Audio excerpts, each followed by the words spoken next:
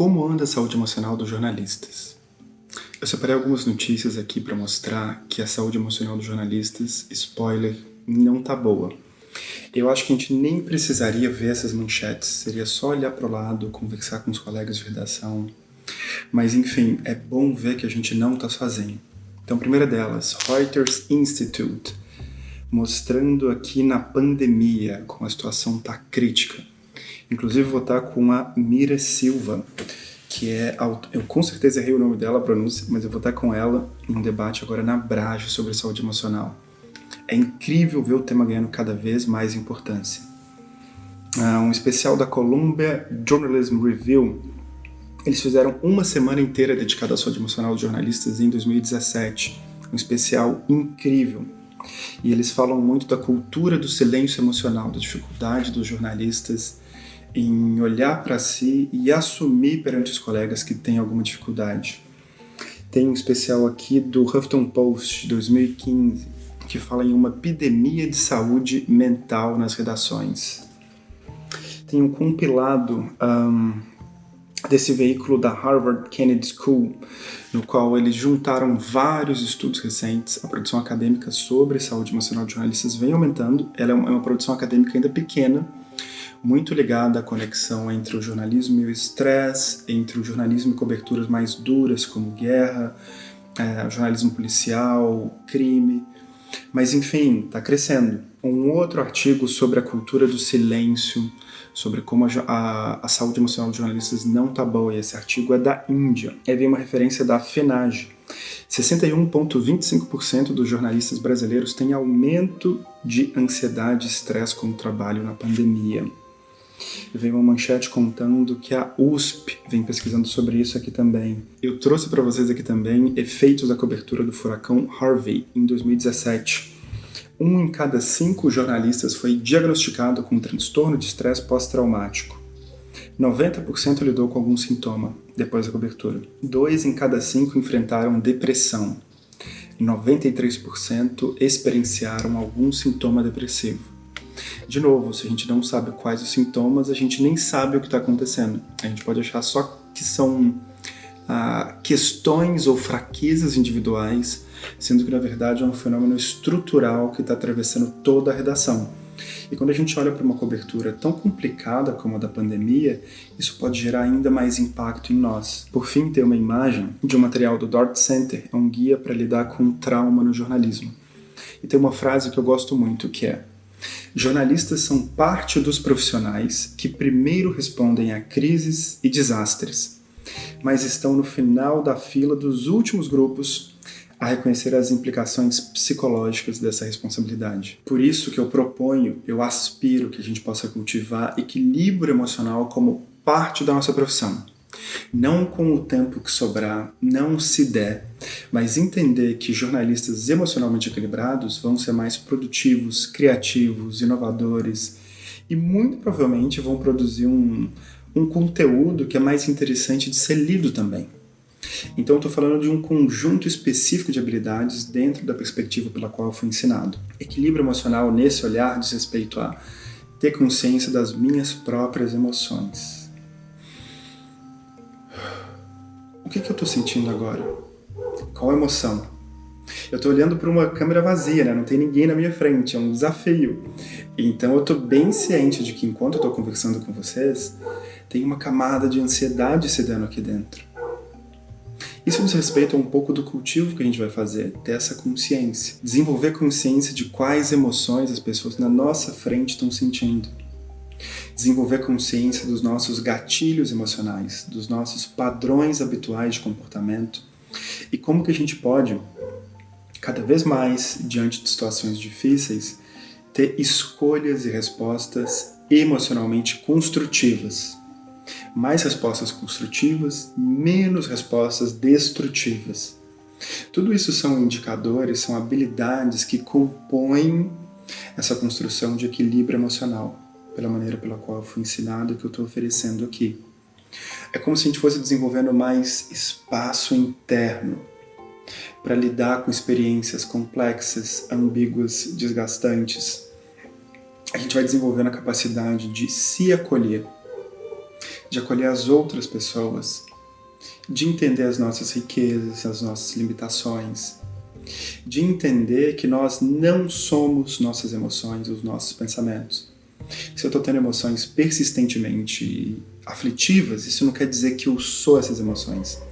Quer dizer que tem algo se dando dentro de mim nesse momento, nesse contexto de vida, que está sendo complicado. E muitas vezes a gente se confunde achando que eu sou o que eu penso, eu sou o que eu estou sentindo. A gente emocionalmente é muito mais vasto do que qualquer emoção ou pensamento passageiro.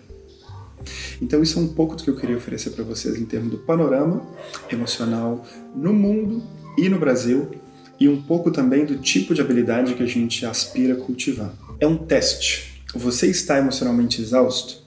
Se isso daqui é um kit de primeiros socorros emocionais para jornalistas, a gente tem que começar da crise. Então a gente precisa entender quem de nós está enfrentando um quadro de burnout, que é o termo específico, para exaustão emocional.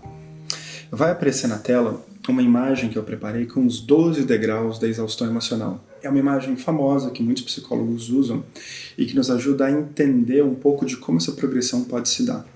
Não quer dizer que a gente vai passar pelos 12 degraus. A gente pode ir saltando, e do 1 para o 5, para o 8, enfim.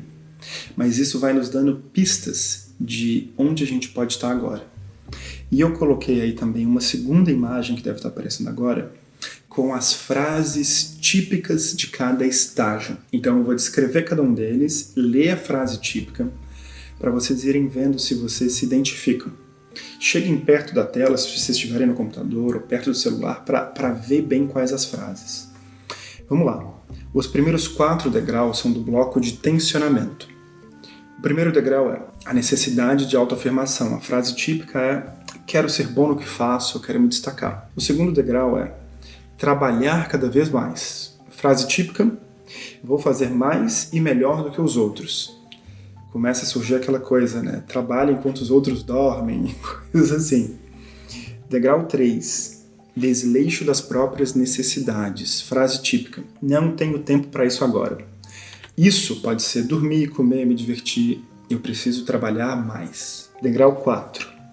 Distanciamento dos conflitos e da ansiedade interna crescente. Frase típica: não há nada que eu possa fazer. O melhor é trabalhar mais e seguir focado. Agora a gente vai entrando no bloco da resistência. Degrau 5. Repriorização dos valores. Frase típica: tudo que valorizo em minha vida existe fruto do trabalho árduo. Então eu preciso seguir trabalhando mais. Degrau 6. Negação dos problemas emergentes. Se todos trabalhassem como eu, isso aqui ia estar muito melhor. O problema emergente pode ser na redação, pode ser com seus filhos, com a sua companheira, com o seu companheiro. Enfim, a gente vai negando, a gente vai tampando tudo isso. Degrau 7. Isolamento. Frase típica: estou farto de pensar nos outros. Vou concentrar só nas minhas necessidades. Chega de ficar pensando nos outros. O que o isolamento faz, muitas vezes, é com que a gente comece a negar todo tipo de convite. A gente não quer ver as pessoas, nem fisicamente, nem virtualmente. A gente fica com preguiça de responder, de interagir, de se engajar. A gente vai meio que se fechando em um casulo. A gente não quer contato. Só fica quieto e trabalhando. Não se importa muito com dormir, comer, etc. As coisas vão se misturando, o que é trabalho, o que não é, como se tudo começasse a virar um grande contínuo, que nos leva ao degrau 8, que está quase entrando ali na zona vermelha de exaustão.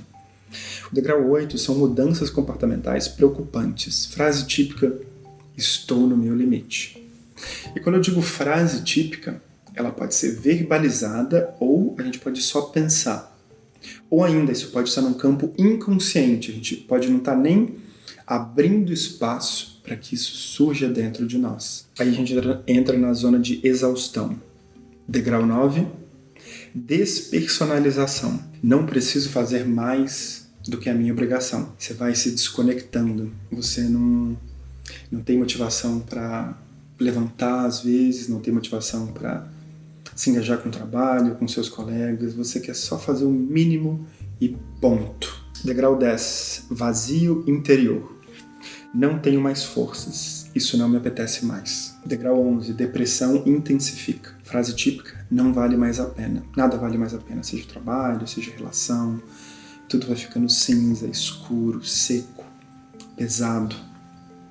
Enfim, degrau 12 é a síndrome de exaustão emocional, o burnout, é o colapso completo. Tem pessoas que se paralisam fisicamente, não conseguem mexer, tem pessoas que não conseguem falar, tem pessoas que podem ter algum tipo de convulsão ou desmaio. Tem várias reações possíveis nesse momento. Assim, eu estou resumindo muito um tema bastante sério e bastante amplo. De novo, isso daqui é só um panorama, eu estou raspando no assunto. Qualquer dúvida, por favor, procure um psicólogo para aprofundar esse tema. Mas o interessante aqui, passando nos degraus, é onde você está. Você está em algum desses? E os seus colegas de redação, você reconhece eles ou elas em algum desses degraus? Isso conecta com o que a gente falou lá no início, né? Da aspiração do sonho de uma redação emocionalmente preparada. Imagina se for definido um protocolo que diz, por exemplo, se a pessoa entrou no degrau X, é afastamento, folga, descanso imediato. Isso é um cuidado com ela e com toda a estrutura. Então, tomem seu tempo, pausem o vídeo se for necessário para pensar onde vocês estão agora. A gente segue conversando sobre a curva de estresse. O estresse tem vários entendimentos, a gente pode falar de estresse agudo, crônico, estresse do desafio. De novo, é uma coisa muito vasta, assim como a conversa sobre burnout. Mas essa imagem que eu estou mostrando aí para vocês agora na tela diz respeito a uma fantasia comum, que muitas vezes é fruto de puro desconhecimento. A gente, quando está pensando no nosso desempenho e no estresse, o que a gente vê? Quando a gente tem muito pouco estresse, a gente pode estar numa zona de tédio, essa parte inicial da curva. Depois tem uma grande zona em que o desafio vai aumentando e o nosso desempenho também é uma zona de grande aprendizagem. A gente vai correspondendo, a gente vai desenvolvendo recursos internos mesmo. Tem a zona ali do puxado, que vai ficando amarelo a coisa, a gente está quase chegando num limite. Quando a gente está entre a zona do desafio e a zona do puxado, é muito interessante, porque a gente vai desenvolvendo mais, aí depois relaxa, contempla, melhora, aprende. Entretanto, o erro comum é achar que a gente vai só seguir cada vez trabalhando mais, 8, 10, 12, 14, 16 horas, segunda a segunda, sem parar, e o nosso desempenho vai crescer. A linha da fantasia vai para cima, pontilhada, como a imagem mostrou, e na prática a gente entra na exaustão e crise. Quando a gente conhece essa imagem, em especial se a gente é um líder de uma equipe, a gente pode exercer uma liderança mais emocionalmente responsável. E para fazer isso, a gente não pode supor que a minha relação com o estresse é a mesma que todas as outras pessoas têm. Isso é uma projeção comum que também pode ser equivocada. Cada pessoa vai ter uma relação subjetiva, muito particular, com como ela reage aos estímulos. E cabe ao bom líder entender e ter sensibilidade para ir observando isso. Então, de novo, volta na importância de desenvolver consciência emocional. Desenvolver essa capacidade de entender o que se passa dentro de mim e o que se passa dentro das outras pessoas. Agora a gente vai ver qual que é a definição de trauma. Então vai aparecer aí na tela uma definição que eu gosto muito, que é de um guia da própria BBC. Diz assim: um incidente traumático pode ser qualquer evento fora da experiência usual de um indivíduo, com o potencial de causar dano emocional ou físico. Trabalhar com trauma é parte do que a BBC faz e é parte do que boa parte das organizações jornalísticas no Brasil e no mundo fazem também. Então a gente precisa entender o que é o trauma, quais são os sinais. Vejam aí, reações normais a um evento traumático, né?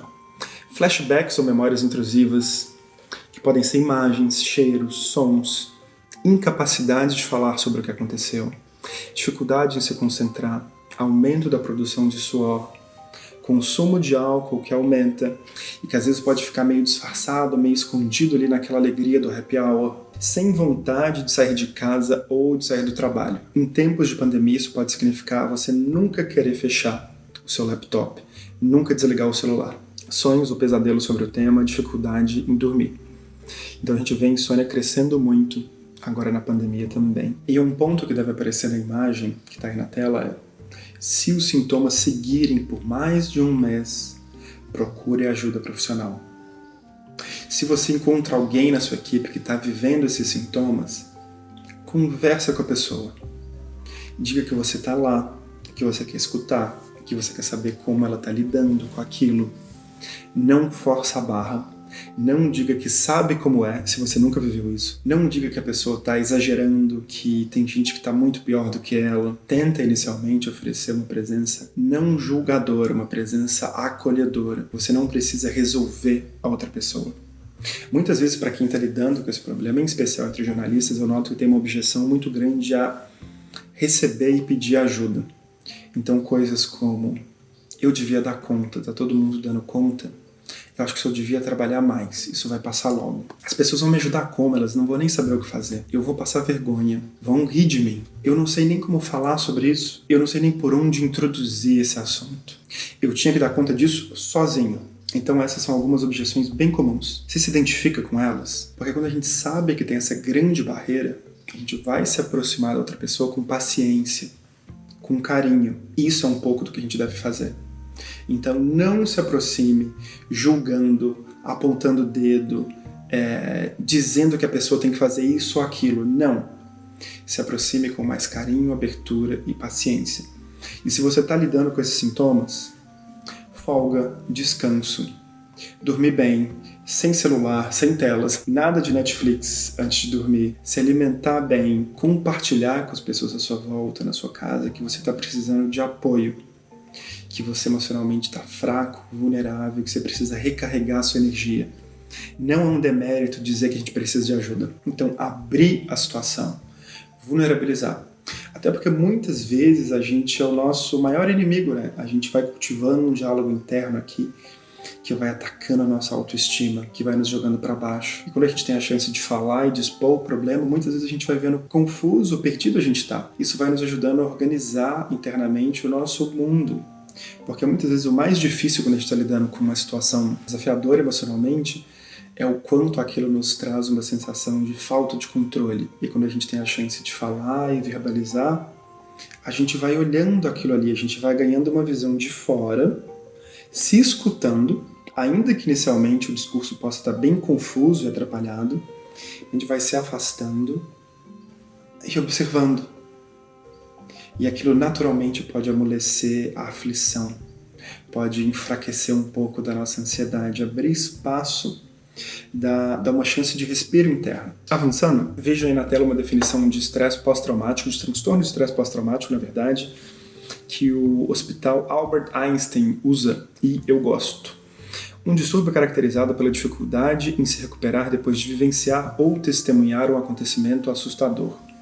A condição pode durar meses ou anos, com gatilhos que podem trazer de volta memórias do trauma acompanhadas por intensas reações emocionais ou físicas. Entre os sintomas estão pesadelos, lembranças repentinas, fuga de situações que relembrem o tema, reações exageradas a estímulos, riso exagerado, choro exagerado, ansiedade ou humor deprimido constante. Então, a gente está tendo contato com mais uma definição e vai aparecer agora na tela para vocês reações corporais que a gente pode ter, por exemplo, durante a pandemia. A pandemia está nos colocando em uma situação de estresse de longa duração. Várias coberturas são uma situação de estresse também de longa duração. E o que o nosso corpo pode fazer nesses momentos? Olha aí, a respiração pode ficar acelerada, a gente pode ter tontura, dor de cabeça, dor muscular, tremores, formigamentos, dor na nuca, vontade de comidas gordurosas, açucaradas, pele seca, suores, alergias, problemas digestivos, ficar desastrado, perder apetite. E vejam aí na tabela que cada uma dessas sensações está ligada a um mecanismo corporal que está respondendo a esse estresse, a esse grande estresse. Por exemplo, a dor de cabeça, a dor muscular, pode estar ligado ao fato de que os nossos músculos estão tensionados. Estresse está conectado a uma sobrecarga emocional. A gente está recebendo mensagens do nosso entorno de que tem algo importante acontecendo. Então, o nosso corpo está meio pronto para lutar, para fugir, porque tem algo importante acontecendo. Isso pode fazer com que a gente termine o dia cansado, quase como se a gente tivesse feito um exercício, mesmo que a gente tenha passado o dia sentado na cadeira. Outra coisa interessante de colocar vejam aí o ponto da pele seca. Pele seca, mais pálida ou as coceiras podem acontecer porque porque o sangue é redirecionado da superfície da pele para outros locais e o corpo vai começar a suar mais para se resfriar. Então, de novo, quando a gente tem acesso a essas informações, eu recomendo tirar print, manda no grupo de WhatsApp da redação. Porque quando a gente tem acesso a isso, a gente pode entender: será que eu estou só tendo uma reação normal ou tem alguma coisa mais crítica acontecendo? Quando eu não tenho conhecimento, eu posso entrar em pânico e a reação torna tudo pior. Quando eu tenho conhecimento, eu posso respirar, me acalmar.